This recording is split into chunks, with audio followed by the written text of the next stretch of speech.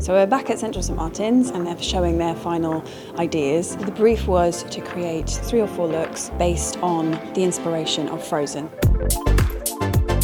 For our look, we really focused on having this return to nature with all the textile development we did, natural feeling in the clothes. I think everyone did a look which really reflects their own aesthetic and what they like to do. We were really intrigued by Elsa, her magical powers, and the transition of her actually touching something and it being frozen. We were really fascinated by that transformational nature. I had no idea what I was expecting to see, but it was just astonishing.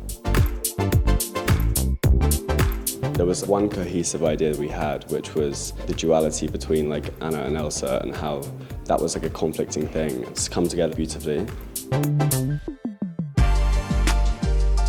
I would describe our collective looks as a representation of how humans have such a compulsive desire and need to tell stories. It's a play on 2D to 3D, and it's basically a metaphor on the emotional connection between the sisters. There's a lot of tension involved, a lot of stretching, and how they interact between each other. Everything is so different. Seeing how they collectively work together as teams has been really illuminating. The starting point was very kind of angular, but then kind of once we started doing our research further into the eyes and the water reflection, push those elements further and kind of experiment with that a bit more.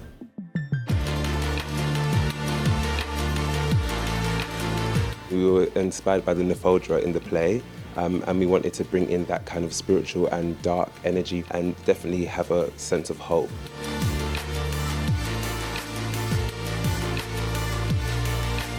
The skill, the detail and what they produced in a short frame of time is amazing. We were inspired how you took the 2D animation and took it into 3D in the theatre, and we wanted to make these flat shapes 3D and vice versa, and we thought that would be a really interesting concept.